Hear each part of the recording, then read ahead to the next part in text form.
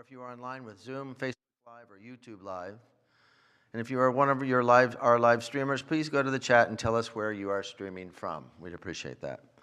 For those of you who are here in person, please take this moment to ensure that your cell phones are silenced. We begin our Wednesday evening service with a pre-service meditation, so I invite you to get still and close your eyes. Allow yourself to simply notice your breathing and to be present in this space. If your mind wanders, simply bring it back to the mantra, God is the love that I am. I will bring us out of the meditation in 10 minutes.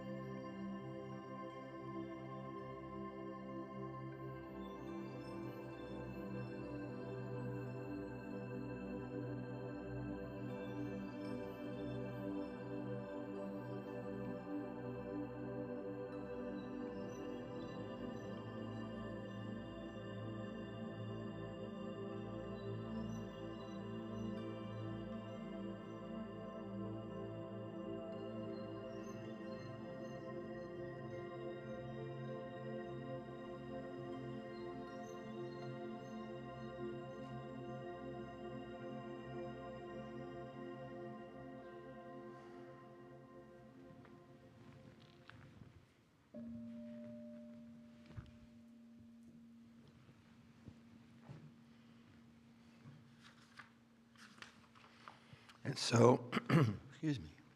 And so as our meditation comes to a close, gently bring your awareness back into your surroundings, into your bodies, and as you feel ready, open your eyes. We're going to begin our service right now by singing our opening chant, God is in this place, led by the lovely Margaret Owen.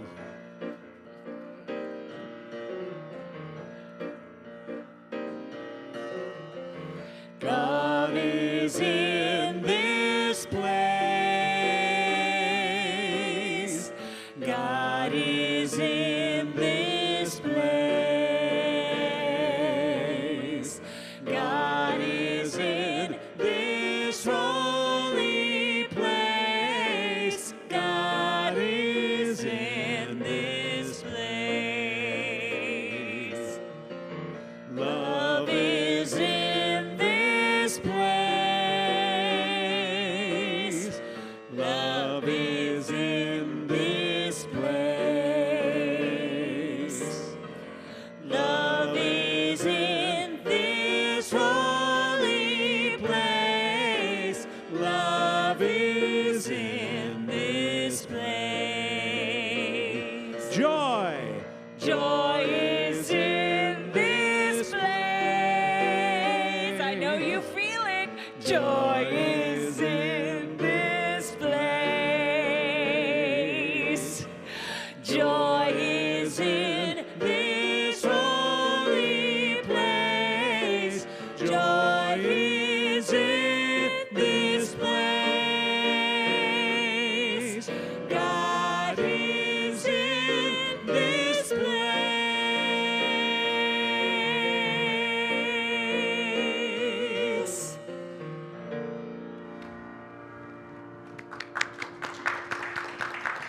Welcome to those of you who have joined us while our meditation was in progress. We're so glad to have you with us virtually or in person. So, let's together say yes to Spirit. Let's take a nice deep breath and feel the essence of love, the presence of Spirit, the love, the light that is God. This God, the God to which the good to which there is no opposite. Divine intelligence, infinite wisdom, balance, harmony, joy, truth, beauty, calm, generosity, kindness, peace, and grace, and so many more attributes are the divine inheritance by which we express who we are in this light and this love and this presence.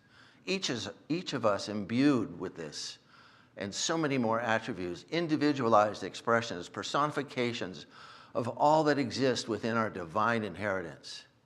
We are the children in the chrysalis. We are angels on earth, children of the Most High. So I claim and affirm for all of us that as we sit here or watch through our communication centers at home, that we gather figuratively and virtually to hold each other in high esteem, to hold ourselves with love and calmness and peace and generosity. And by doing that, we exude that to all other to all other beings that we come in contact with. It is who and what we are, children of the Most High. And so I know that tonight we are blessed by the support staff, the technicians, the audio, the ushers, all these people that come here to inspire and support us, by the musicians who uplift and surround us with their musical delight. And we are inspired and uplifted, supported, nurtured, and sustained by the word as given from Reverend Sidney, that all of us climb into the same wagon or boat and row the same direction to give life to what we know is true about us all. That we are the divine, we have inherited all that is good, all that is blessed. And so I'm grateful to know this is the truth for all of us. My heart soars like a hawk. I am filled with gratitude. And I say it is so. I release this into the law of mind. I know it is so. And together we can say, Amen. Please join me in the Lord's Prayer. Our Father, who art in heaven, hallowed be thy name. Thy kingdom come, thy will be done, on earth as it is in heaven. Give us this day our daily bread, and forgive us our trespasses, as we forgive those who trespass against us. And lead us not into temptation, but deliver us from evil. For thine is the kingdom, the power, and glory forever. Amen. Enjoy.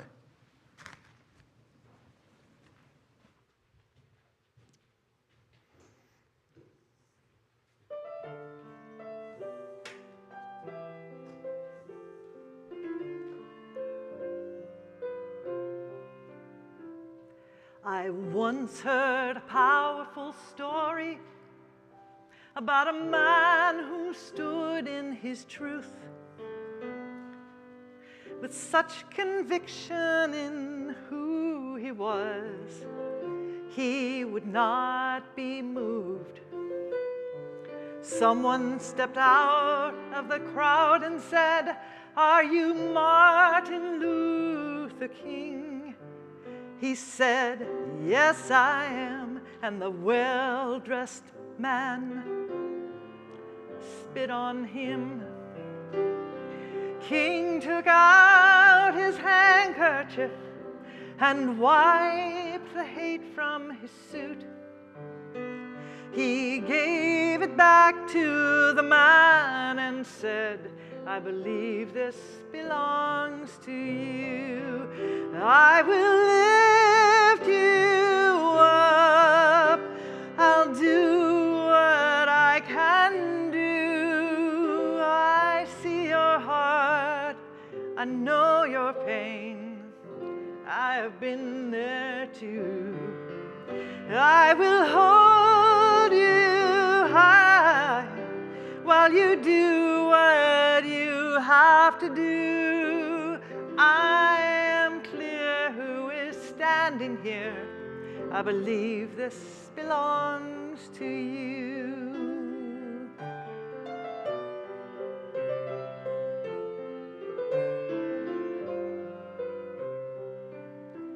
I once had a powerful story I used to carry around. Well, I thought it was you all this time that held my spirit down. But now I know the truth of who I came here to be. You are my angel in disguise, not my enemy. So I thank you for the part you played and this dance we had to do. I give you back this love that's real. I believe this belongs to you. I will lift you up and do what I can do. I see your heart. I feel your pain. I have been there too. I will hold you high while you do what you have to do. I am clear who is standing here. I believe this belongs to you. I will lift you up. I'll do what I can do. I see your heart and I feel your pain. I have been there too.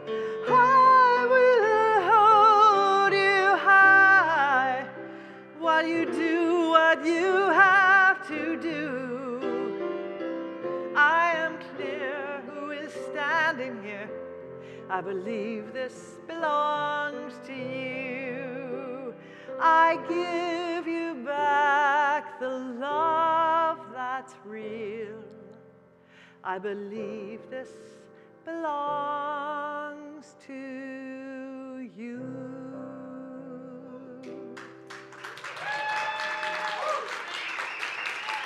Thank you.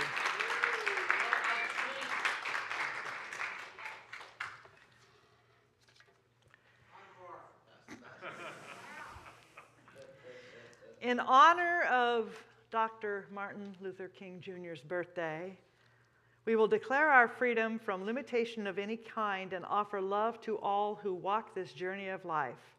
Now, that's what I wrote as the description of my talk. And I give my descriptions to Doreen and to Terry, and we send them out. And it also helps me orient my talk. It informs where I want to go with it. It sounds really good on paper, doesn't it? Yeah. And yet I find myself amazed at how quickly I can go from 0 to 60 in a situation where the thread of an unexamined or unhealed belief within me starts to operate. It's not fun. So I have a story for you. I once had a powerful story. A few weeks before Christmas, my car started presenting, that's what people like to say in the medical field, presenting, with a problem which had never before been presented. So I tried to brainstorm and figure out what was going on and, reset this, download that. It's got a lot of electronics. I love my car. It'll do everything except paint your house. It's wonderful.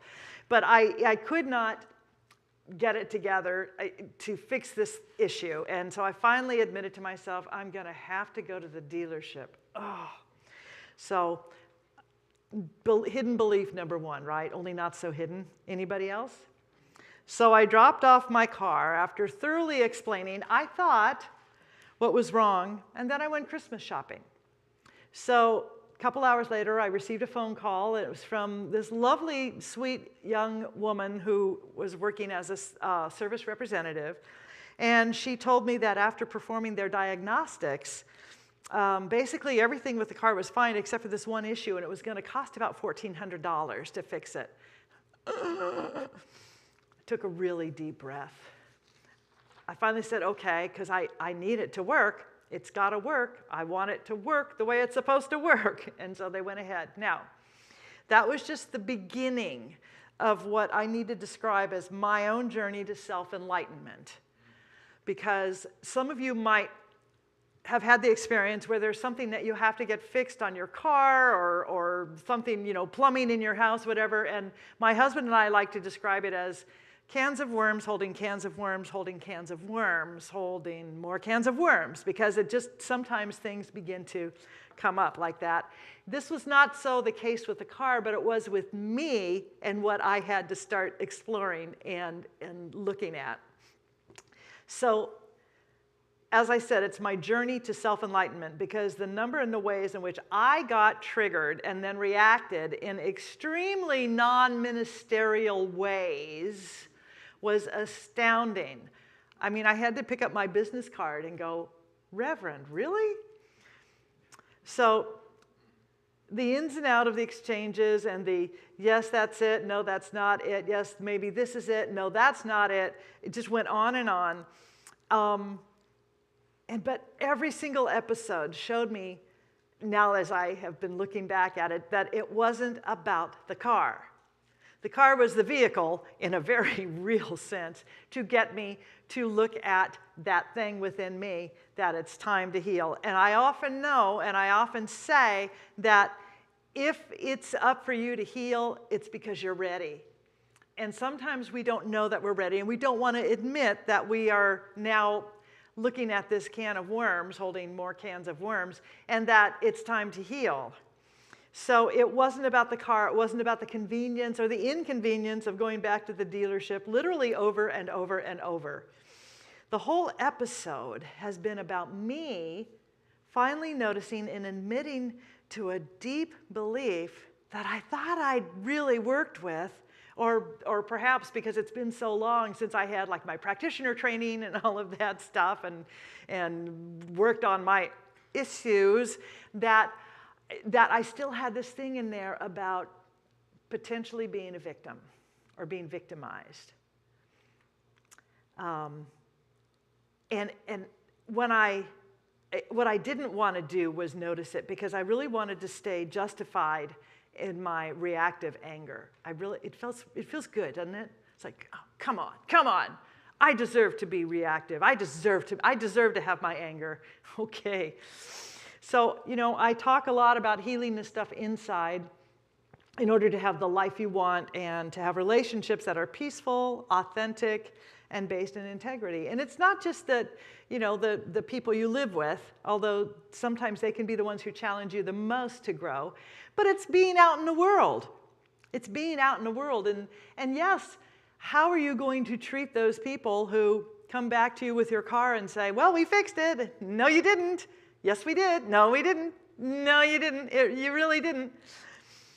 So it really annoys me when I'm not as healed as I think I am. Anybody else? Doesn't it annoy you? You think, God, I thought I dealt with that. I must be doing so well. Well, interestingly enough. So, and this is where it gets really funny. Some of my frustrations were justified.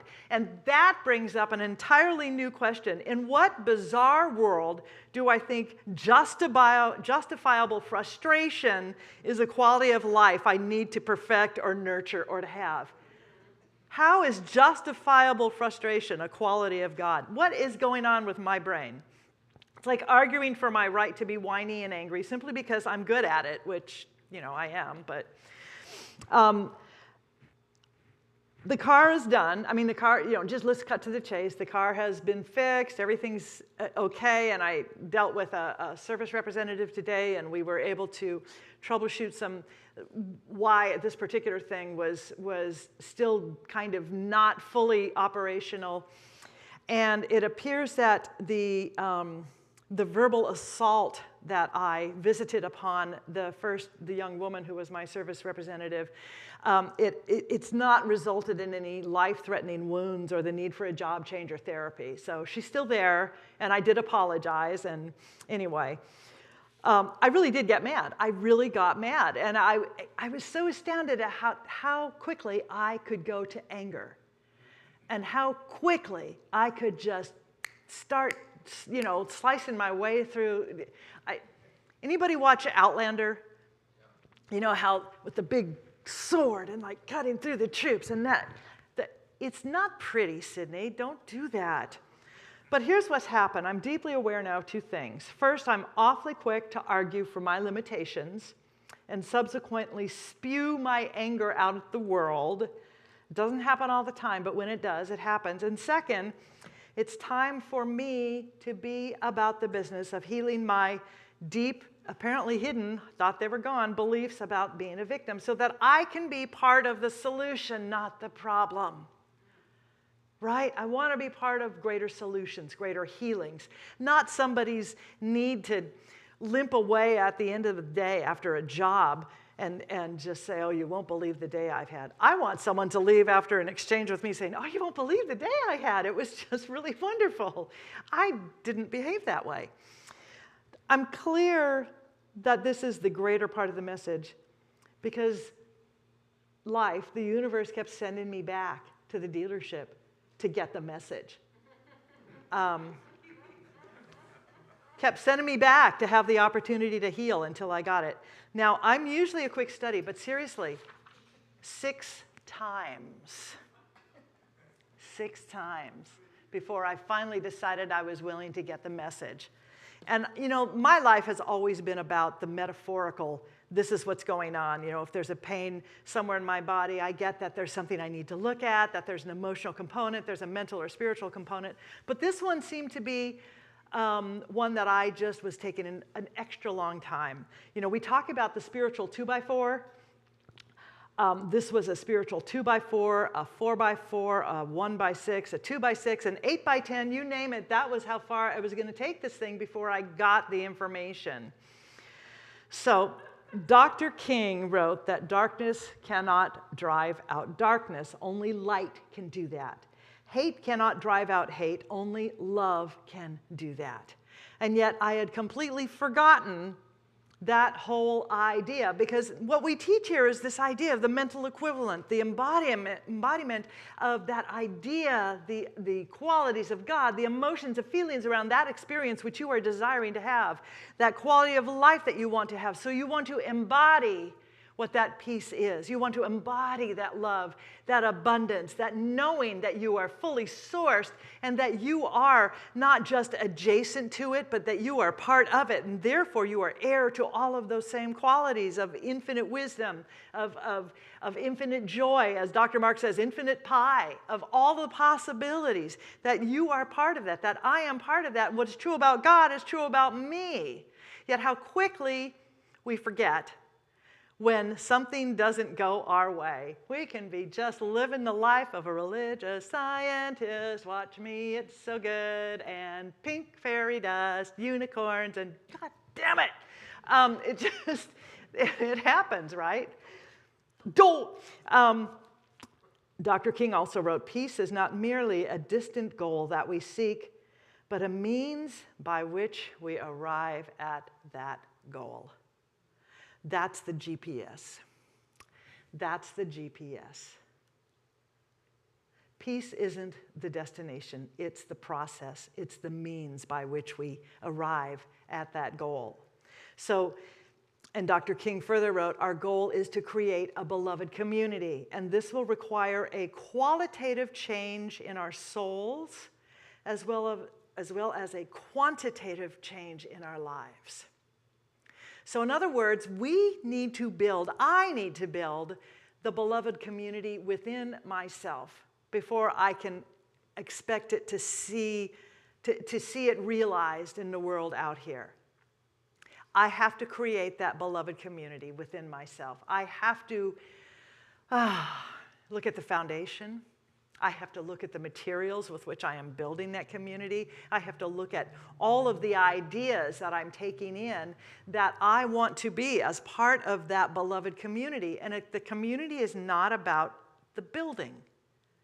Just like a church is not about the building. It is about the agreement to live in love, to explore a deeper way of living, a spirituality that recognizes all of us and the service department at the car dealership as being part of that high and holy expression of God.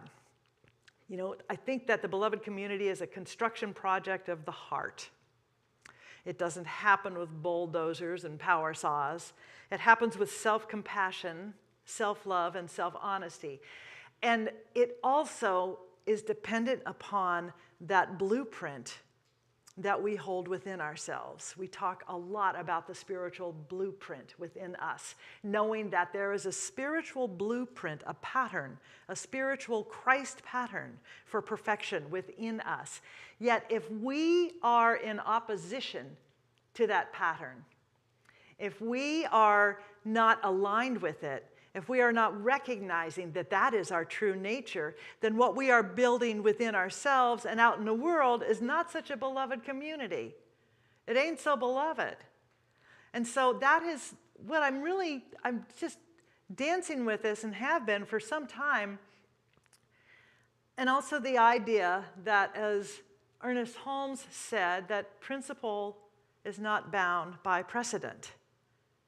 Spiritual principle is not bound by precedent, which means it is not limited, its expression is not limited to what it has expressed, what we have expressed before. So in other words, we, in our finite ways of reacting or being, or however we express in the world, we don't have the ability to keep spiritual principle from expressing in a higher, more glorious, magnificent way. However, that same magnificence, that same presence and power will absolutely respond to us in the way that we believe it should be. Does that make sense? So if we are believing that this precedent that we have of these people over here or this car dealership or whatever it is, they'll take advantage of you, or this person over here is not to be trusted, or whatever the situation is, that is the blueprint we've got going. Now, there is no large or small in God. You know, God, this infinite presence and power doesn't know the difference between an issue with my car and an issue in the world. It just wants to express in love. Yet if the precedent that we are holding is to not express in love, It's going to take some work. It's going to take some action. You know, the universe only says yes. It has one answer. And so if I am saying, man, these people can't be trusted, I could be a victim, there's something could go on here, the universe is going, oh, yes, fine, yes, because that's the only answer it has. So the more I look at this, the more I realize, and my ego hates it, by the way. My ego so does not like that there's work to do, because I really thought I'd done all the work. It just doesn't, you know, my vanity likes to kick in here, and I just have to say, take a back seat. And someone reminded me today about the woman Anita Moorjani.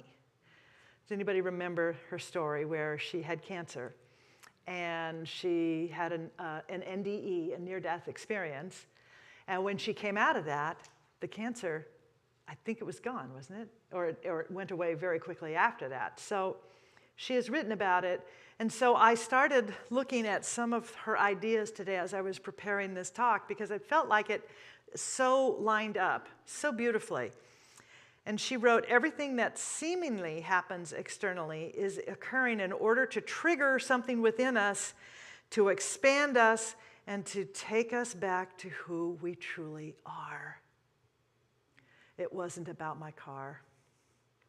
It wasn't about my car.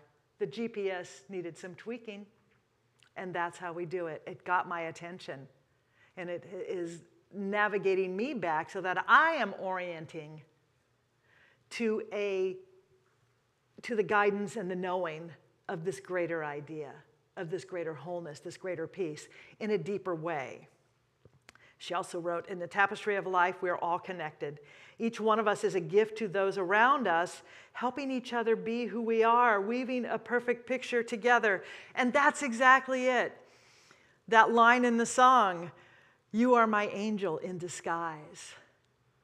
You are my angel in disguise. So that person who has triggered you, that person that you think has been there to annoy you, to take something from you, or to whatever it is, ruin, that our perception is to ruin our day, to ruin our life. No, they are the angel in disguise. And that's what all of those people at that dealership were. Had I chosen earlier to think of it that way, and again, not like pink clouds and glitter and unicorns, but okay, what is here for me? What is here that I need to know? Who am I to be in this? If I had chosen to know that earlier, I'm very certain that I wouldn't have had 6 or 7 trips back to the dealer in order for me to get the message. The sooner we surrender to wholeness, the sooner we get to be whole. Seems very simple, doesn't it? It just seems so simple. The sooner we surrender to wholeness, the sooner we surrender to who we are, and that divine within, the sooner we get to be that divine within.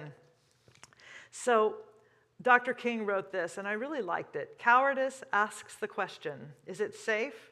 Expediency asks the question, is it politic? Vanity asks the question, is it popular? But conscience asks the question, is it right?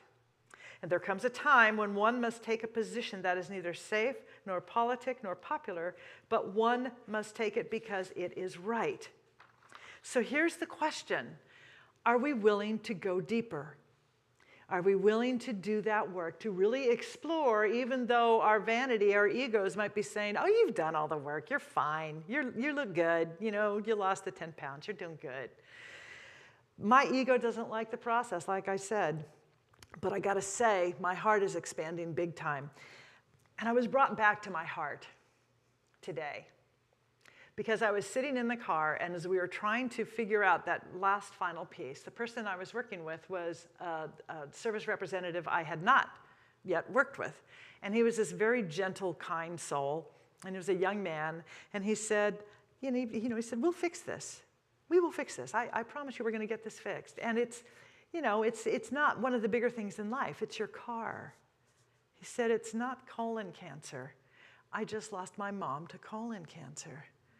And I went, oh my God, I have lost people I love and gone through big things and forgot that this is not a big thing.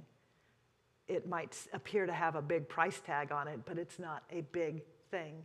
And as we began to talk, and he shared some of his story and some of the lives that have lost recently in his life, I thought, wow, I've been through that too. I've had that same experience. I know what this is like. In the car is not the thing. He was my angel, and not such a disguise. It was very clear. And I thanked him later. I said, thank you for your heart and for your willingness to be so open and so authentic. So, what is the pain or fear that we need to start looking at, that we want to dissolve so that your own inner, personal, beloved community can be built? What is it for me? You know, don't you think it's time? You know, there's a song that the Judds did called Love Can Build a Bridge. Love can build a bridge. Don't you think it's time? Don't you think it's time? And I think that bridge is one that needs to come here, from here down to here, so that we can begin to recognize that we are all fully connected, that what is going on for me is so much connected for what's going on with you, and that we are here to love each other, to hold each other, to bless each other, and to heal that stuff that has gotten away of us loving each other and blessing each other and holding each other. So let's heal it now together, okay? Let's turn within and let's pray. Oh, thank you.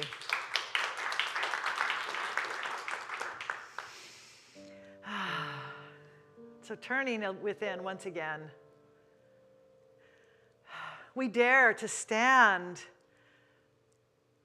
in a place of poise, in a place of loving recognition, of willingness to know that there is only God, there is only good, that God is not just power, but is all the power, that God is not just present, but is all presence, and is fully, fully engaged in expressing through each of us.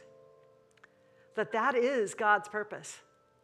And that we are God's purpose. We are love's purpose.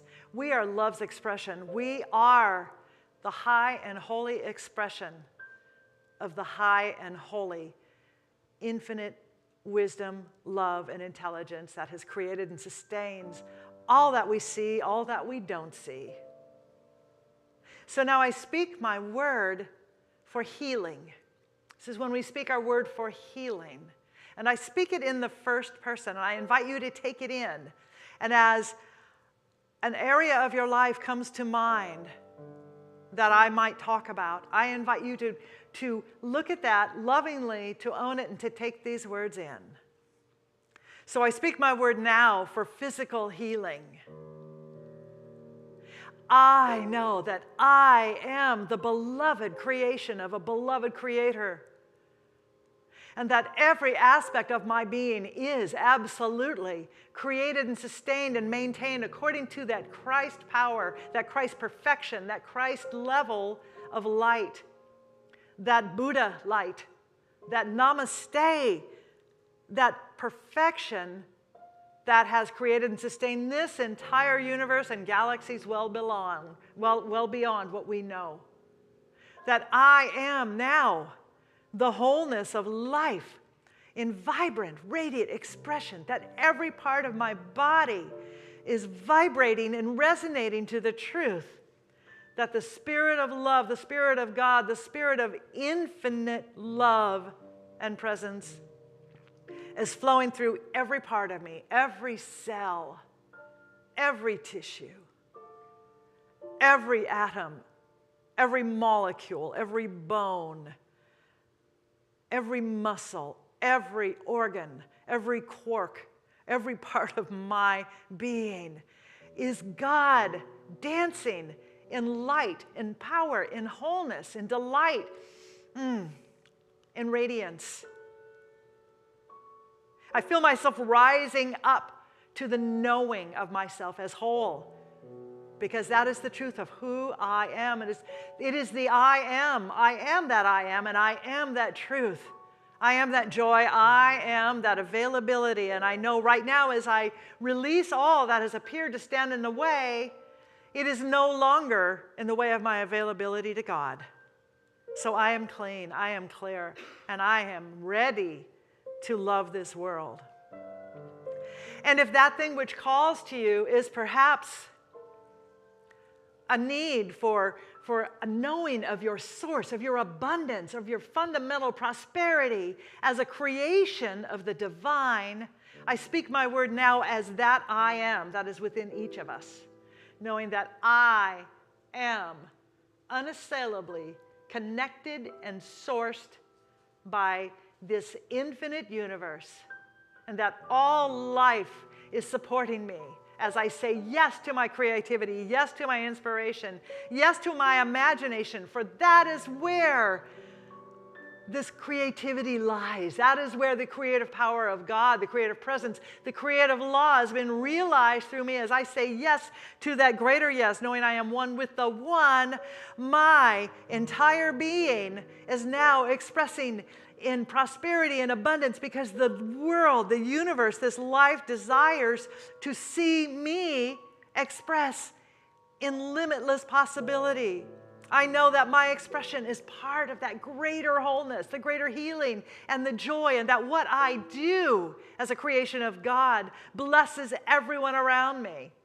As I create, more people get to create. As I say yes, more people say yes. And as that yes begins to vibrate and circulate around this entire planet, the creative law is absolutely creating more and more and more, and it is expressing dynamically and wonderfully. And if the need appears to be in the realm of relationship, I speak my word now for relationships. I am the heart of God. I am the love of God. I know myself now as God knows me. I know myself as Spirit knows me. I am that warm heart. I am the loving arms. I am the joy of life itself. I am that perfect collaboration, partnership, and expression that comes from knowing who I am as a being of God. And I know that it is now being demonstrated in my physical well-being, in my life, and that it cannot help but manifest materially in this world, so that my relationships are blessed because I am willing here and now to release that which is unlike God. I release fear. I release judgment. I release anything that I thought was limiting me. I let go of that precedent and move into principle, which is absolutely unlimited. So my relationships are now a reflection of the wholeness that I know myself to be. I am God's beautiful, wonderful, radiant creation, and I am worthy of love. I am the love. I am love's worthiness. And I share it. I share it to myself. I share it to everyone around me. I share it to those people on the highway, blessing them, knowing that they are not my enemy. They are my angels in disguise. They are my teachers in disguise. We are all together in this. We are that one with the one. How wonderful to know that that is the truth and that we each have said yes to recognizing it. And if your need appears to be in any other area of life, I speak my word, knowing that the infinite intelligence knows exactly what each of us needs in order to reveal love, light, wholeness, wisdom, joy, peace. And I declare for each of us collectively that we say yes, we agree. We choose now to agree with God. We surrender to wholeness. We surrender to wholeness, knowing that we are whole. And that anything which has appeared to be contrary to that is dissolved back into the nothingness from which it came, that no thingness, it's not a thing. We are each the divine made manifest. So I know with my word that we each absolutely extend our love beyond this room, beyond this community, to circle the love as a healing balm. We wrap the world in our arms, knowing that as we have that beloved community within ourselves, our connection with God, our connection with each other, that oneness, that the world reflects that. And the world becomes that because we are that. We bless this church. We bless all churches, all ashrams, all temples, all synagogues, all paths to God, because we are just all here as God, and we are walking each other home in trust, in integrity, in delight, in laughter, in compassion, in pure truth. We are the shining light of God in glorious, effulgent expression. I'm grateful to know this. I'm grateful to know this. I'm grateful to know that all we've done is recognize the truth as it already is. It's already so. Knowing it is so, yes, we release this word, and together we say, Amen. We're going to do it a little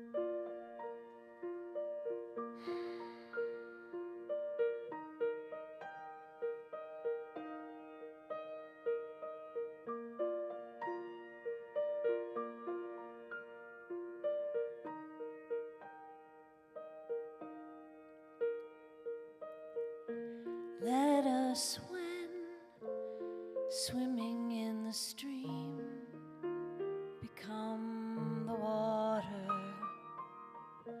Let us, when moving to the tune, become the song. Let us, when rocking the wounded, become the suffering. Let us live deep enough till there is only one direction.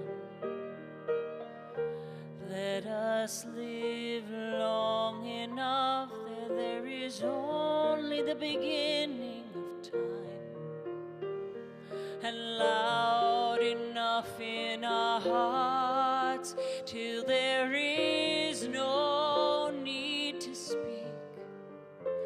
Let us live for the grace beneath all we want, and let us see it in everyone and everything, till we admit to the mystery that when I look deep enough into you, I will find me. And when you dare to hear my fear in the recess of your heart, you recognize it as a secret that you thought no one else knew. Oh, let us embrace that unexpected moment of unity as the atom of God. Let us have the courage to greet each other when we break and worship what unfolds.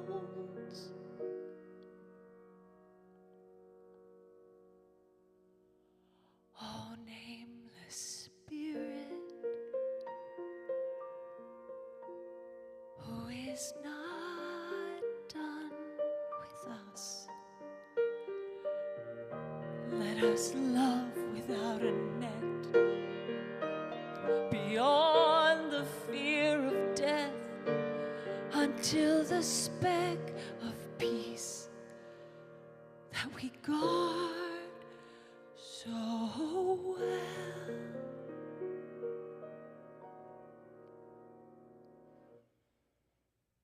becomes.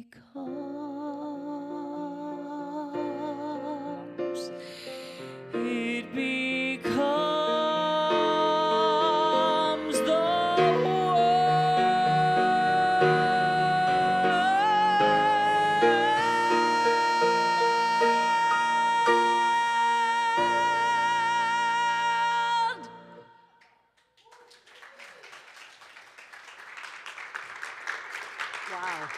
Wait, before you walk away, you were telling me about this song. You wrote the music. And Mark Nepo wrote the words. And Mark Nepo wrote the words. Now, Mark Nepo, known as an author, and you said it was from a poem of his. Did you find it in one of his books? Yeah, but I heard it read aloud, and I was like, oh my God. I need that. Yeah. I need to make that music. Yeah. Yes, absolutely. Oh. All right. So we won't be singing I Release and I Let Go because this caused me to release and let go. In a really good way. So now is the time when I'm going to invite you to share your love offerings and your tithes. And if you would be so kind as to hold that in your hand, hold it to your heart, and to say with me, from the love of pure spirit within me, I bless this gift. I send it forth to heal and bless and prosper. It is evidence of my faith and belief. It does good work in the world and returns to me multiplied abundantly. Thank you.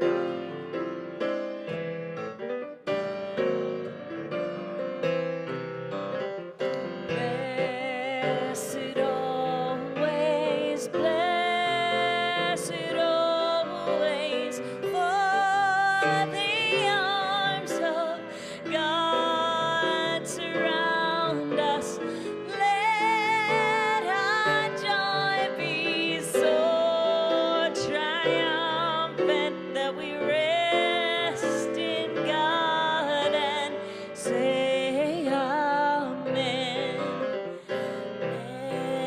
Blessed always, blessed always, for the arms of God surround us.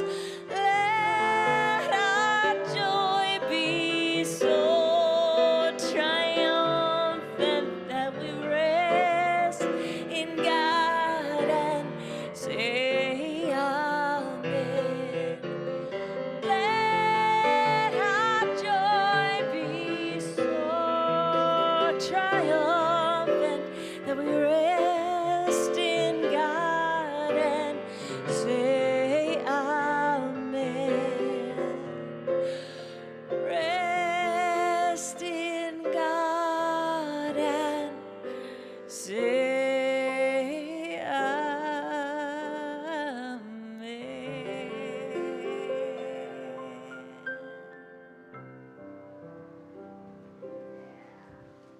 Come on up. I'm here. Give us the word. It should come as no surprise that I have announcements. Thanks for being here. Did me good. Make donations to our church. Our church through our text to give. I should have printed this in larger font. Our text to give number, our QR code, or through our website, nhcrs.org.give. Prayer with a practitioner is available after service in person and on Zoom. Wednesday night healing service with Reverend Sidney Steen. Meditation at 6:50 p.m., service at 7. Next week, Reverend Sidney's topic is Happy Birthday, Dr. Holmes. That should be fun. Our youth and family ministry supports kids from toddlers to teens Sundays at 9:45 a.m. Join us. Living A Course in Miracles with practitioner Jeannie Laporte. This amazing class meets tomorrow night, Thursday, Jan 19, on Zoom from 7:15 to 9:15 p.m. All are welcome. The Zoom link is on our website. There is still time to sign up for Beyond Limits with Reverend Sidney Steen. Class meets in person on Tuesday evenings through March 21st from 7 p.m. to 10 p.m. This dynamic class teaches science and mind principles, how to use spiritual law to create and celebrate the life you want. Beyond Limits will anchor you powerfully in meditation and affirmative prayer. Total cost is $245 or 2 installments of $135 due weeks 2 and 5. Creative Arts Ministry, facilitated by Mark Kroll, RSP, I don't need to read that, will have its first event, God's Open Mic Night, this Friday, January 20th, from 7 to 9 p.m. right here in the sanctuary. Please join us for an evening of fun and inspiration. Contact info and details are on our website. The Grief Support Group, this group facilitated by practitioner Carol Winokur, meets this Sunday at 1 p.m. on Zoom. All are welcome. The Loving Outreach Ministry, we will be feeding the homeless and others in the North Hollywood Park this Sunday and every fourth Sunday of the month at 12:30 p.m. Volunteers are welcome. We are collecting new and gently used clean blankets, coats, and sweaters for the homeless. Drop your donations in the red bin on the patio. On Sundays, by the way. Bali trip with Dr. Mark in 2023. Dr. Mark is taking a group to Bali September 5th through the 15th this year. An information brochure and Sacred Covenant can be found on our website or Sundays on the patio. The Zoom virtual patio before and after Sunday and Wednesday services. Zoom meditation every Monday through Saturday from 7:55 to 8:15 p.m. Please visit our website, NHCRS.org, to obtain Zoom links and more info about all our events and to sign up for weekly e-blasts and monthly newsletters. God bless. Okay, so let's just say our end of service affirmation, if you'll repeat after me, and then we'll get the heck out of here, shall we? All right.